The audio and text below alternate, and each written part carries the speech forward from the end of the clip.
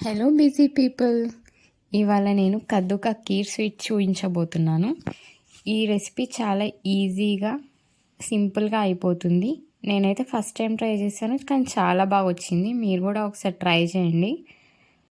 Firstly ఒక pan తీసుకొని దాంట్లో కొద్దిగా నెయ్యి వేసి తురిమి పెట్టుకున్న సోరకాయ తురుమును దాంట్లో వేసుకోండి. నేను ఫస్ట్ టైం ట్రై చేస్తున్నాను కాబట్టి కొద్దిగానే తురుముకున్నాము. మీకు కావాలంటే ఇంకెక్కువైనా తీసుకోవచ్చు. ఇంతే తీసుకున్నాం మేము. సో ఈ తురుముకున్న దాన్ని కలుపుతూ ఉండాలి, లేదంటే గిన్నెకి అడుగంటుతుంది. మేము కొద్దిసేపు అలానే వదిలేసాము, అడుగంటి మాడిపోయింది కూడా. సో మీరు అలా చేయకుండా ఒక 1 మినిట్కి ఒకసారి కలుపుతూ ఉండండి. అది పచ్చివాసన అంతా పోవాలి. తర్వాత కొద్దిగా గ్లాస్తో నీరు పోసుకుంటే సోరకాయ కొంచెం మెత్తగా ఉడుకుతుంది. అట్లా మెత్తగా ఉడికితే మనకి స్వీట్ బాగుంటుంది. సో వాటర్ పోసిన తర్వాత కూడా కలుపుతూ ఉండాలి మధ్య మధ్యలో. వాటర్ మొత్తం ఇంకిపోయిన తర్వాత అప్పుడు మనకు అది నెక్స్ట్ ప్రాసెస్కి రెడీ అవుతుంది అన్నమాట. మీరు కొద్దిగా నోట్లో పెట్టుకొని కూడా చూడొచ్చు మెత్తగా అయిందా లేదా అని. ఇలా ఉడికిన తర్వాత పక్కన పాలు వేడి చేసుకోవాలి. మేమైతే బర్రెపాలే నార్మల్గా తీసుకున్నాము, చిక్కటి పాలు తీసుకున్నాము. మీరు ఏ పాలు లేదంటే కండెన్స్డ్ మిల్క్ కానీ లేదంటే ఆవు పాలు ఏదైనా యూజ్ చేసుకోవచ్చు.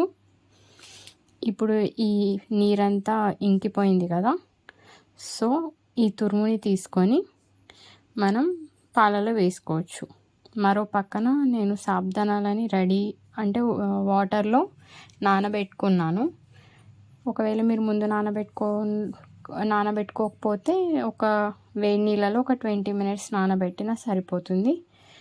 నేను అలానే చేశాను, 20 మినిట్స్ నానబెట్టాము. లేదంటే ఒక 1 అవర్ ముందు నానబెడితే ఫాస్ట్గా ఉడికిపోతాయి అన్నమాట. సో ఈ సాబుదానాలు వేస్తే బాగుంటుంది, మీకు ఆప్షనల్ ఇది.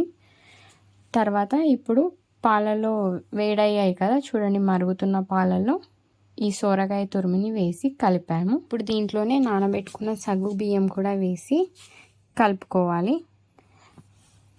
ఇప్పుడు ఈ పాలలో వేసిన తర్వాత ఇది మొత్తం మనం కలుపుతూనే ఉండాలి, లేదంటే టేస్ట్ బాగుండదు. మేము అసలు గ్రీన్ కలర్ కూడా వేయలేదు, కానీ చూడండి స్వీట్ ఆల్రెడీ గ్రీన్ కలర్లోకి వచ్చేసింది. అలా ఉంటుంది నా చేతి వంట అంటే.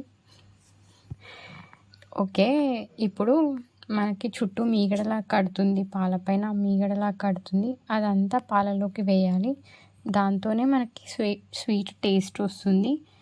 కోవాకి బదులు ఆప్షన్ చెప్తాను కదా, ఇదే బాదం, ఇలాచి, కాజుని మిక్సీ చేసుకున్నాను. ఈ పేస్ట్ ఇందులో వేసాను. ఇదే స్వీట్కి టేస్ట్ని ఇచ్చింది. కోవా వేయలేదు, నేను కండెన్స్డ్ మిల్క్ ఏది కూడా వేయలేదు. ఇప్పుడు షుగర్ వేసాము. షుగర్ లాస్ట్లో వేయాలి, ముందు వేస్తే స్వీట్ ఉడకదు. సో లాస్ట్లో వేసి కలుపుకోవాలి. ఈ మీగడంతా తీస్తూ పాలల్లోనే వేస్తూ కలపాలి. అదే మనకి స్వీట్కి టేస్ట్ని ఇస్తుంది, గుర్తుంచుకోండి. ఇప్పుడు పైన డ్రై ఫ్రూట్స్ వేయడానికి దంచి పెట్టుకున్నాను, చూసారు కదా. ఇలా కలుపుతూ ఒక 10 మినిట్స్ ఉడకనిచ్చారనుకోండి, స్వీట్ రెడీ అయిపోతుంది. చూడండి చక్కగా ఎంత కలుపుతున్నారో మా వాళ్ళు. ఓకే, కన్సిస్టెన్సీ కూడా థిక్గా వస్తుంది.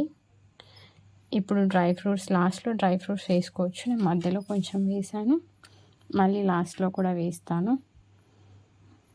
ఇలా డ్రై ఫ్రూట్స్ అన్నీ వేసి సేమ్ నాకైతే బయట మనం పెళ్ళిళ్ళలో లేదంటే బయట తింటాం కదా, అదే టేస్ట్ వచ్చింది. మీరు కూడా ఒకసారి ట్రై చేసి చూడండి, ఏమవుతుంది. మీ ఇంట్లో వాళ్ళని సర్ప్రైజ్ చేయండి. చూడండి లాస్ట్లో ఇలా అవుతుందన్నమాట. ఫస్ట్ ఎలా ఉండే ఇప్పుడు ఎలా అయింది, థిక్గా అయింది కదా కన్సిస్టెన్సీ.